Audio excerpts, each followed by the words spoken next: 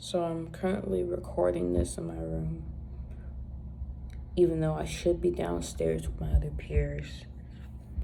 Today, I did something on my own that I should be celebrating about, but I'm also stressed out, overwhelmed, not feeling supported,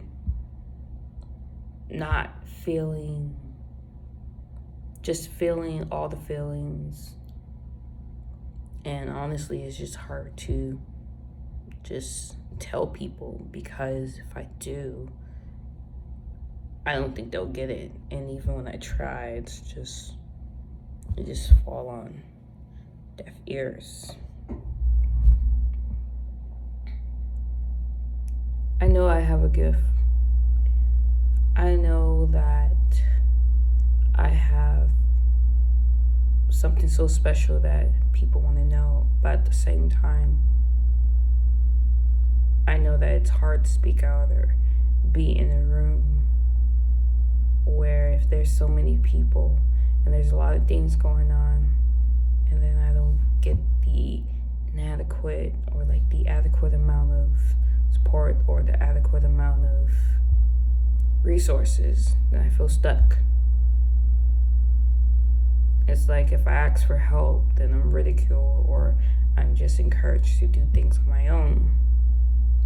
Because if I ask, then I'm spoiled, or if I leave out because I couldn't handle it, then I'm just giving up too soon. And this is one of the hardest things about, I guess, being autistic and also being a Black woman. No one takes you seriously. And especially if you don't look a certain way, then they don't care. If you don't respond a certain way or appear a certain way, then you're more than likely put to the side. I know that I'm pretty much always the minority in a lot of situations. Whether if I'm the only autistic person in the room, if I'm the only Black woman in the room, if I'm the only openly queer, autistic, and Black woman in the room. It never ends. I'm always the minority. But I know that if I say something, if I say things that I wanted to say, which I have done before, people look at me crazy. So it's so complicated that you have all of these ideas, you have all these talents, but then when you try to actually put it out there, or try to reach out to people for that support, and feel like kind of reaching out to those people, oftentimes they don't take you seriously. And I know that it's just hard to connect with anyone, especially in my situation. I've been emotionally abused by people that my mom put in their care emotionally. And that's a lot to handle. It's a lot to talk about. This is actually my first time actually talking about it, because oftentimes I repress my emotions, or, not acknowledge the feelings just because I shouldn't talk about it, or I should just let it go. And there's no way to let it go unless you actually bring it to the forefront. But I just kind of wanted to just put it out there, just to initiate conversation. And hopefully maybe if someone's out here and they probably relate to what I'm going through.